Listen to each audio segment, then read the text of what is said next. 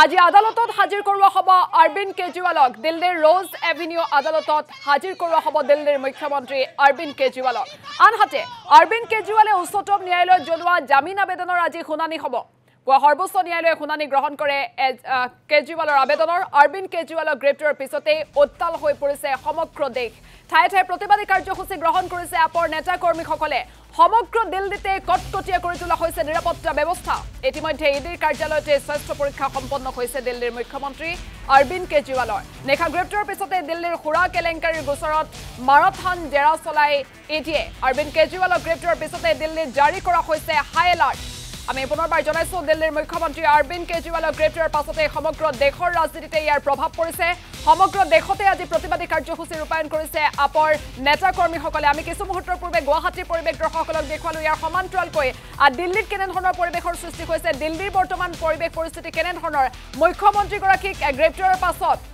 কেনেধৰণৰ পৰিৱেশে দিল্লীত বিৰাজ কৰিছে সেয়াও আমি আপোনালোকক জনাম ইফালে অৰবিন্দ কেজৰিৱালে উচ্চতম ন্যায়ালয়ত জনোৱা জামিন আবেদনৰ শুনানি আজি গ্ৰহণ কৰা হয় পুৱা সৰ্বোচ্চ ন্যায়ালয়ে শুনানি গ্ৰহণ কৰে কেজৰিৱালৰ আবেদনৰ আৰু এই মুহূৰ্তত আমি সবিশেষ জানিবৰ বাবে ফোন লাইন যোগে সংযুক্ত হৈছো দিল্লীৰ পৰা আমাৰ সৈতে আছে প্ৰাঞ্জল প্ৰতিম দাস হয় প্ৰাঞ্জল প্ৰতিম দাস পুনে পুনে আপোনাৰ ওচৰলৈ আহিছো আমি ইতিমধ্যে দৰ্শকসকলক দেখুৱাইছো গুৱাহাটীত আজি প্ৰতিবাদী কাৰ্যসূচী গ্ৰহণ কৰা হৈছে ইয়াৰ সমান্তৰালকৈ দেশৰ বিভিন্ন প্ৰান্ততো আপে আজি প্ৰতিবাদী কাৰ্যসূচী গ্ৰহণ কৰিছে গতিকে দিল্লীত কেনেধৰণৰ পৰিৱেশ পৰিস্থিতি বৰ্তমান এই মুহূৰ্তত ক'ব লাগিব যে গোটেই বিষয়টো যথেষ্ট আম আদমি পাৰ্টিৰ সমৰ্থকসকলে প্ৰতিবাদ সাব্যস্ত কৰিছে আৰু এই মুহূৰ্তত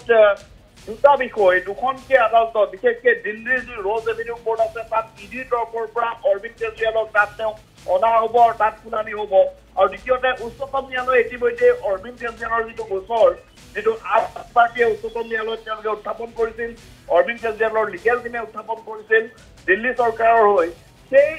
সেই গোচৰটোৰো এখন বিশেষ বেঞ্চ এক বিশেষ বিচাৰপীঠ ইতিমধ্যে গঠন কৰা হৈছে আৰু তাতো গোটেই বিষয়টো শুনানি হ'ব গতিকে লক্ষণীয় হ'ব আদালতৰ ফালৰ পৰা কেনেধৰণৰ সকাহ আজিৰ দিনটোত অৰবিন্দ কেজৰিৱালে লাভ কৰে মই পুনৰ যদি কালিৰ দিনটোলৈ উভতি যাওঁ তেনেহ'লে দেখা পোৱা গৈছিল যে দিল্লী উচ্চ ন্যায়ালয়ত যিখন আবেদন অৰবিন্দ কেজৰিৱালৰ তৰফৰ পৰা কৰা হৈছিল ইণ্টেৰিয়াম প্ৰটেকশ্যনৰ কাৰণে সেইখন কোৰ্টে শুনানি গ্ৰহণ কৰি এটা কথা কোৱা হৈছিল যে 22 এপ্ৰিলত ইডিৰ ফালৰ পৰা গোটেই বিষয়খিনি চোৱা চিতা কৰি তেওঁলোকে 22 এপ্ৰিলত পুনৰ শুনানি গ্ৰহণ কৰিব কিন্তু যিহেতু ইণ্টেৰিয়াম প্ৰটেকশ্যনৰ ক্ষেত্ৰত দিল্লী উচ্চ ন্যায়ালয়ে কোনো ধৰণৰ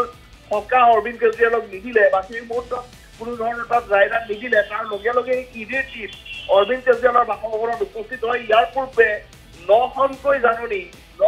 জাননী ইডিৰ কাৰ্যালয়ত উপস্থিত হ'বৰ কাৰণে অৰবিন্দ কেজৰিৱালক ইডিৰ তৰফৰ পৰা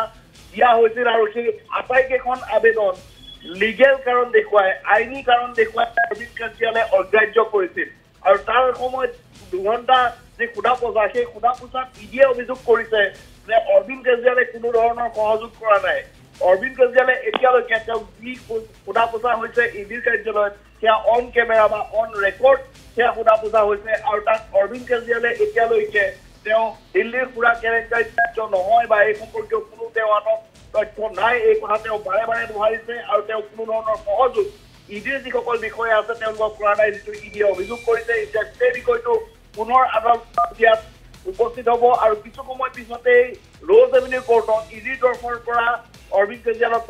তাক তেওঁ লৈ যোৱা হ'ব বা তাত তেওঁক হাজিৰ কৰোৱা হ'ব আৰু তাৰপিছত কোৰ্টে কেনেধৰণৰ নিৰ্দেশ দিয়ে সেয়া লক্ষণীয় হ'ব সমান্তৰালকৈ উচ্চতম ন্যায়ালয়টো এখন বিশেষ বিচাৰপীঠ ইতিমধ্যে মুখ্য ন্যায়াধীশ DY চন্দ্ৰচূড়ে গঠন কৰিছে আৰ্লি হিয়াৰিঙৰ কাৰণে গতিকে আজিৰ দিনটোত সেই শুনানিটো হ'ব গতিকে লক্ষণীয় হ'ব উচ্চতম ন্যায়ালয়ে অৰবিন্দ কেজৰিৱালক সকাহ দিয়া নাই কিন্তু এটা কথা নিশ্চিত ইডিৰ তৰফৰ পৰা অৰবিন্দ কেজৰিৱালক তেওঁলোকে ইডিৰ জিম্মাত বিচাৰিব আৰু এই মুহূৰ্তত আম আদমি পাৰ্টিৰ যিটো মুখ্য কাৰ্যালয়ত আপ যিসকল সমৰ্থক আছে তেওঁলোকে প্ৰতিবাদ অব্যাহত ৰাখিছে আপৰ তৰফৰ পৰা কোৱা হৈছে এয়া গণতন্ত্ৰৰ ওপৰত আক্ৰমণ দ্বিতীয় বিষয়টো তেওঁলোকে কৈছে যে অৰবিন্দ কেজৰিৱালক ইয়াত গ্ৰেপ্তাৰ নহয় ইডিৰ জৰিয়তে বিজেপিয়ে এয়া অপহৰণ কৰিছে এয়া আম আদমি পাৰ্টিৰ যিসকল সমৰ্থক আছে তেওঁলোকে অভিযোগ কৰিছে তৃতীয় যিটো বিষয় যে অৰবিন্দ কেজৰিৱালক যিখিনি সমৰ্থক আছে সেই সমৰ্থকখিনি বা আম আদমি পাৰ্টিৰ সমৰ্থকসকল যাতে আপৰ মুখ্য কাৰ্যালয়ত উপস্থিত হ'ব নোৱাৰে তাৰ কাৰণে ইতিমধ্যে দিল্লী আৰক্ষীয়ে চাৰিওফালে বেহু ৰচনা কৰিছে আৰু ITO মেট্ৰ' ষ্টেচন পুৱা 6 বজাৰ পৰা 8 বজালৈকে নিশা বন্ধ কৰি দিয়া হৈছে যাতে ITO মেট্ৰ ষ্টেচনৰ যোগেদি কোনো আম আদমি পাৰ্টিৰ কাৰ্যালয়ত গৈ উপস্থিত হ'ব নোৱাৰে